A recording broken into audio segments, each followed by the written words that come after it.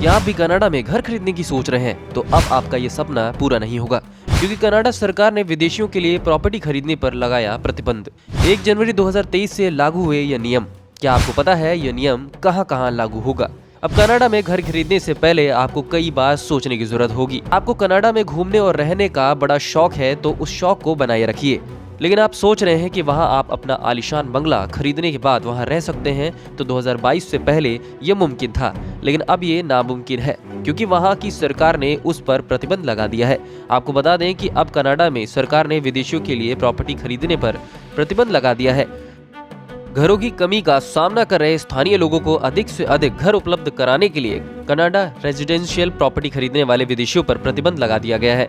क्या कनाडा में विदेशियों के आने पर इतना फर्क पड़ रहा है? अगर हम भारत में पंजाब की बात करें, तो हायर स्टडी के लिए पंजाब के युवाओं का विदेश जाने का ट्रेंड अब सूबे सरकार के लिए एक गंभीर समस्या बन चुकी है। इस समय सूबे से 1.5 लाख स्टूडेंट कनाडा और ऑस्ट्रेलिया के विभिन्न स्थानों में एनरोल हो रहे हैं। 3 साल और 2 साल के कोर्स पर औसतन एक छात्र पर 15 से 22 लाख रुपए वार्षिक खर्च आता है।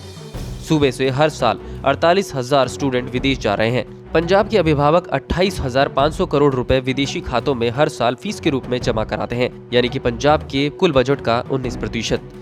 यह प्रतिबंध रविवार से प्रभावी हो गया है।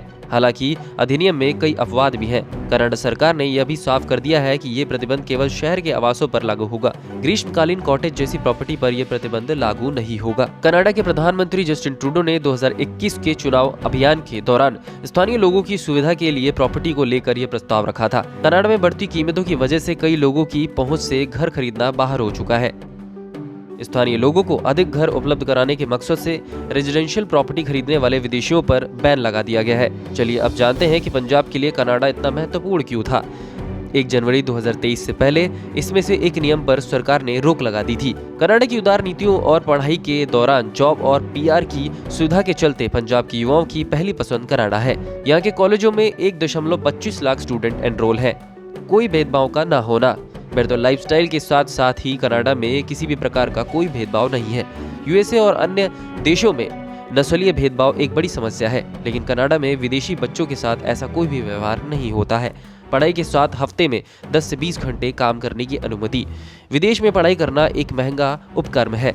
ट्यूशन फीस, रहने का खर्चा, यात्रा का खर्चा। कनाडा सरकार विदेशी छात्रों को पढ़ाई के दौरान पार्ट टाइम जॉब का विकल्प देती है, जिससे स्टूडेंट पढ़ाई के साथ साथ अर्निंग्स भी कर सके। पार्ट टाइम जॉब हफ्ते में 10 से 20 घंटे के लिए होता है। महंगाई है बड़ी समस्या।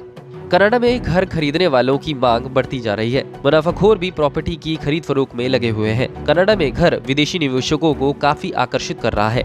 खाली पड़े घर, आसमान छूती कीमतें भी वास्तविक समस्या का कारण बन रही हैं। सरकार ने साफ कर दिया है कि घर लोगों के लिए है, निवेशकों के लिए नहीं। सरकार ने गैर कनाडाई अधिनियम के जरिए रेजिडेंशियल प्रॉपर्टी की खरीद पर बैन लगा दिया है।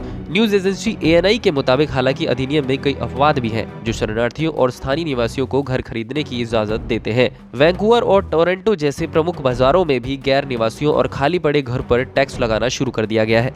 देश में रियल एस्टेट मार्केट विक्रेताओं के लिए सुस्त पड़ा है, क्योंकि महंगाई पर लगाम लगाने के लिए बैंक ऑफ कनाडा की आक्रामक मौद्रिक पॉलिसी का अनुसरण किया गया है।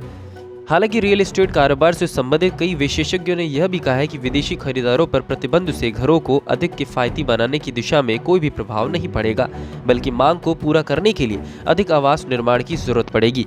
Canada mortgage and housing corporation ने जून की एक रिपोर्ट में कहा था कि 2030 तक लगभग करीब 19 मिलियन रेजिडेंशियल यूनिट की जरूरत होगी।